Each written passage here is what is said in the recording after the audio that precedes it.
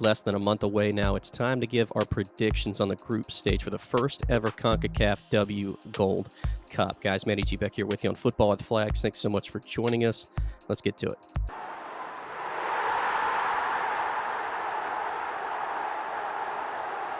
Before we get to those picks, though, a quick rundown on how this is all going to work. Most of the qualifying process has already been complete, but we still have 3 playoff games yet to be decided, which will be played on February 17th to decide the last spot in each group. Now, again, it's a traditional format with 3 groups of 4 that are going to play everyone in a round robin. The top 2 will automatically advance to the quarterfinals. Meanwhile, the top 2 third-place teams will fill out that bracket, and then we will go from there in a single elimination format. Before we fill out that group stage, though, we'll make predictions on these 3 playoff games, and we'll start with Guyana versus Dominican Republic. Guyana come in ranked 87th in the world. They had their biggest ever victory last November, a 9-0 win in qualifying. They had 5 different shutouts during that qualifying campaign as well. They have just one previous CONCACAF Women's Championship appearance, and that was in 2010. But the Lady Jags go up against 107th ranked Dominican Republic, who had some big results themselves. Keep an eye out, though, for Guyana. Otisha Charles, she had 7 goals during qualifying. And for Dominican Republic, they had 12 different goal scorers in that time as well. Jasmine Jacks had 4 goals herself. That was a high for the team. This group draws a lot of fouls, and I know that Dominican Republic are 20 spots down the rankings behind Guyana. But with the fact that they've had 12 different goal scorers really tells me a lot about that this team can finish. They can bring players on substitution-wise. They can get more numbers forward, and that these girls are very impressive around the 18 in the final third. So I'm going to take Dominican Republic to advance to the group stage. Moving on, we have El Salvador taking on Guatemala. El Salvador are ranked 104th in the world. They were unbeaten in qualifying, 4 clean sheets. They had a 9-1 win versus Martinique. As for Guatemala, they're ranked 89th in the world. They finished 2nd in their group behind Panama, who directly qualified, but they outlasted Jamaica, which is certainly impressive as well. El Salvador had 3 players score 4 goals or more in qualifying. Meanwhile, Guatemala had Ana Lucia Martinez, who scored 3 and was the team high leader in that category. Again, a very difficult decision to call, but I like El Salvador in this one. I think they'll pull off the upset and get a very impressive result to advance to this competition. Last but not least, Haiti taking on Puerto Rico.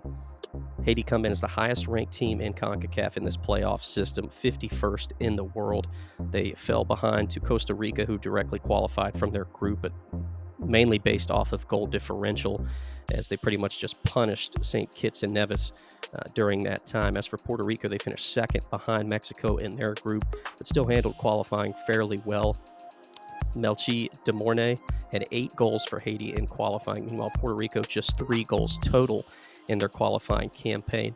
With how impressive Haiti were during the World Cup group stage last summer, and their ability to create space and use their speed out on the wings and stuff like that, I really like Haiti to advance in this playoff. I think that they would be good in this competition and really spice up Group B. Now on to Group A, where Dominican Republic fills that last spot, and what an impressive result that would be. They have never qualified for a CONCACAF Women's Championship, so to get into this tournament, if they defeat Guyana, the first edition of this new competition, and for them, one of their biggest ever opportunities in their federation, what a huge moment that would be for them. However, I don't think that they'll be able to pull any points against these 3 that they're going up against. I think there's just too big a range difference between these sides in terms of just talent, overall speed, etc. A lot of different things involved. And again, for Dominican Republic to at least get to this point would be very impressive, but I do have them finishing last in this group and exiting after the group stage. As for the top spot in this group, I think the United States, despite such a poor performance in the World Cup last summer, obviously a lot of different changes. We'll see what the roster looks like. Emma Hayes will not be involved, as far as I know, until May.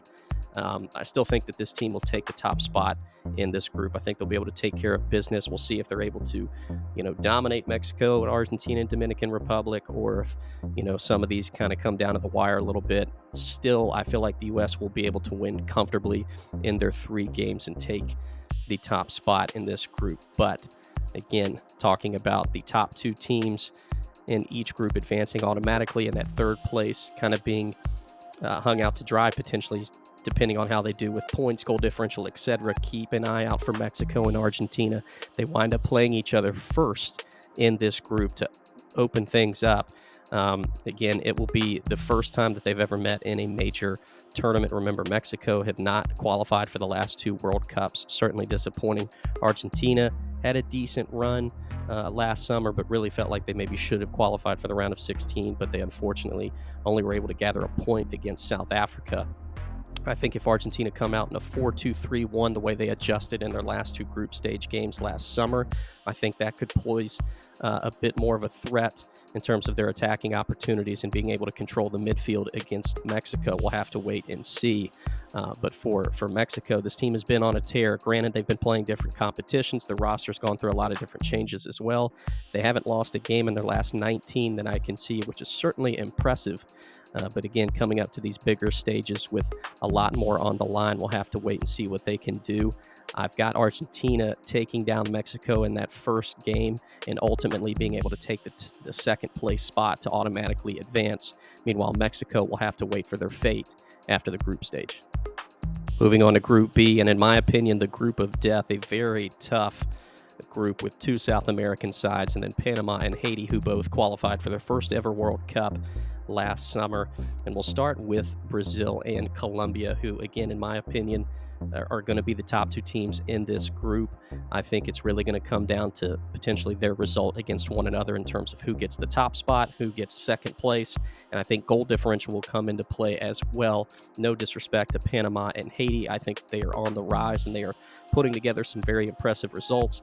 Obviously, like we said, getting to the World Cup group stage last year, Panama scoring 3 goals against France in their finale there. Haiti putting on some really good performances, especially against England. But I do like Brazil and Colombia to take the top 2 spots in this group. I think that Brazil and Colombia will draw against one another in their group stage game. I think it'll be back and forth, a lot of good chances. Hopefully something like a 2-2 draw would be a lot of fun to watch. But in the end, I think Brazil will take advantage of some opportunities against Panama and Haiti a bit more so than Colombia and take that goal differential advantage to give them the top spot in this group. We saw Brazil defeat Panama 4-0 in the group stage of the World Cup last year. They are 8-time champions of Copa America Femenina. And for Colombia and Panama, this would be the first time that they've ever met in a major competition. The best result Panama has ever put together in the CONCACAF Women's Championship was a 4th place back in 2018, which is obviously pretty good, especially since it's hasn't been too long since they had that run together. But for Haiti, again, this group has been really impressive with their speed and their pace, their ability to use the wing. I think the game between them and Panama coming down to it is going to have a lot to play on, if one of these sides is able to get into the knockout stages. If they're able to get some points somehow against Brazil and Colombia, that would be huge. Unfortunately, I don't think they will. So I think they'll be going into that game against one another with 0 points and really an opportunity that neither side wants to draw, because if they do draw that game, then they'll both probably be eliminated. And if one is able to take the victory, they still have a shot at maybe making the round of 8. For me, though, I think with that speed, if the game is able to open up, especially in the second half, the pace that Haiti has, again, I know Panama is pretty quick as well, but I really just like the way that Haiti was able to attack, especially on the counter last year during the World Cup. We'll have to keep in mind Panama, if they get any free kick opportunities, corners, etc., they were very dangerous on those as well. But for me, I've got Haiti taking that 3rd place spot, meanwhile Panama sitting in 4th, exiting the group stage.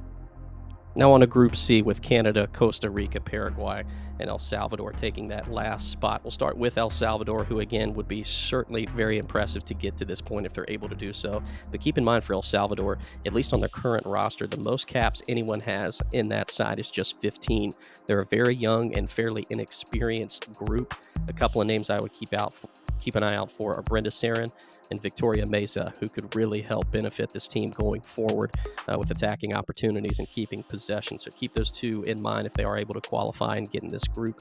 Unfortunately, though, for El Salvador, I don't have them taking any points. I believe they will finish last here in Group C. But moving on with Canada, I'm not necessarily sure that Canada will dominate this group. They have dominated Costa Rica in their 6 previous run-ins in the CONCACAF Women's Championship. But again, Canada, very, very disappointing in their group stage in the World Cup last summer, obviously against different and more competitive opposition, in my opinion. I still think they'll be able to take care of business in this group and take the top spot.